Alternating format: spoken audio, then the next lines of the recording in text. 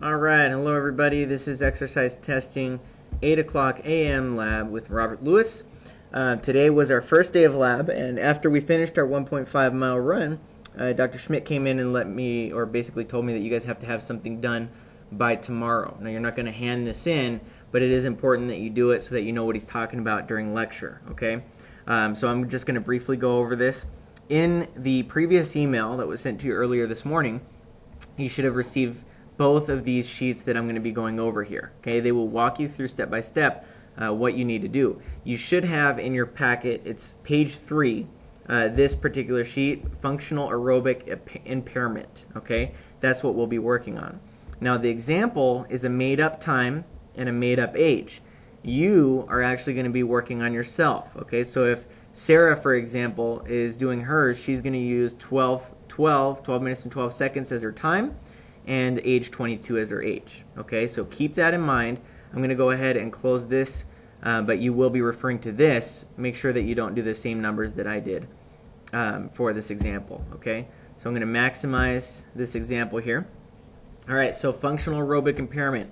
I made up a time, which was 11 minutes and 50 seconds, 50, and our active man is 24 years old. I purposely made it very similar to the times that you guys ran and your age, so that you can, once you get an answer, compare your answer to this one and see whether you're in the ballpark or not. Okay, first thing we need to do, number one, we need to convert our time from decimal form, or excuse me, from the regular minute and second form to decimal form for minutes. Okay, very simple way to do that.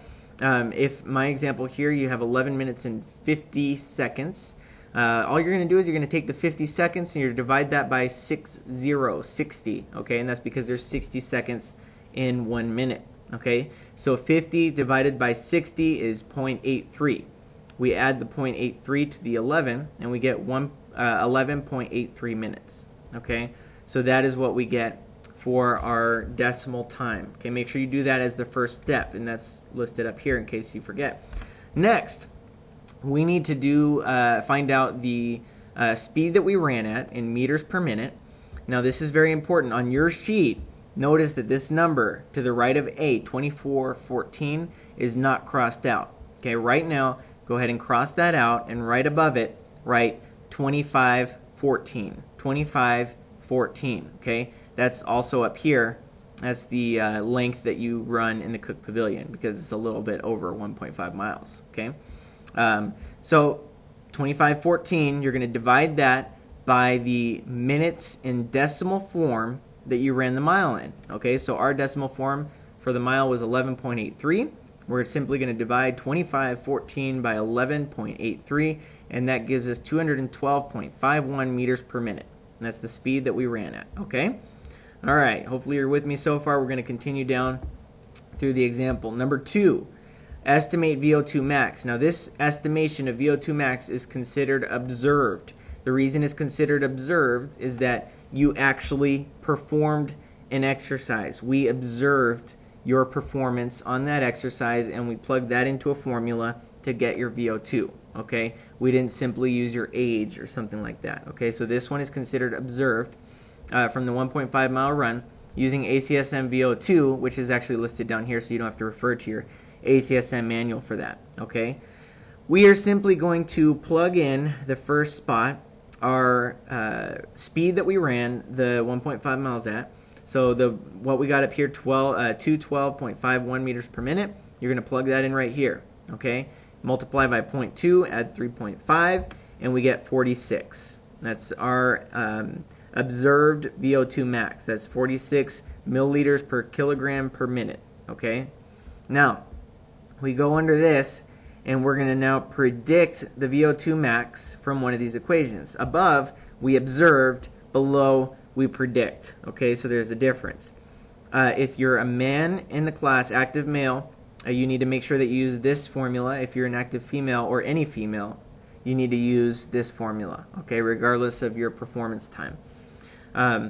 My example is an active male, so we're going to go ahead and plug it in here. Now, it's listed very nicely below, but I wanted to put it right above the example. Okay, so 69.7 is our constant, So we subtract, make sure you use the parentheses correctly here or you'll get screwed up, okay? 0.612, now that's a constant for the active men. Active women, you're going to have a different constant, okay?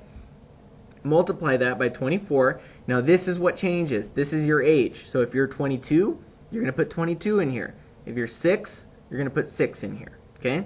Close parentheses, multiply that out. It gives us 55.02 milliliters per kg per minute, and that is now our predicted VO2 max. So now we have two VO2 max values. We have observed, which is 46, and predicted, which is 55.02.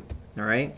As we continue down, this this equation is to figure out your functional aerobic impairment. What we're going to do, it's very simple, is we're going to take the predicted VO2 max and subtract the observed VO2 max and divide by the predicted VO2 max. So our predicted VO2 max was found in step number 3, that's 55.02. We put that in here. Subtract 46.0, that was found in step 2, 46.0, and divide by 55.02. All right, multiply that by 100 to get a percentage, and that gives us an FAI of 16.39. Now when you're doing this yourself, you don't have to write it to the side. There's actually a nice little plug-in right here for you, okay? So scroll down so you can see that a little bit better. 55.02, that's what we just did, so don't get confused, okay? That equals 16.39%. This is our functional aerobic impairment. That's what you guys will be going over in detail in class tomorrow in Dr. Schmidt's class, okay? Once you get the FAI value, you're going to plug that into the categories here. So our FAI value, I'm having trouble saying that word here, or that acronym, is 16.39. Okay, so that falls in the category of no significant FAI, 16.39. If you got 56 as your FAI value, you would come down and it would be marked impairment. Okay, does that make sense? So just plug in wherever you're at, circle which one you pertain to, and you can just read this stuff and go on, but you'll be set for class tomorrow, okay?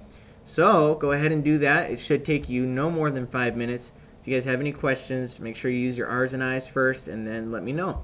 I'll see you in class on Tuesday.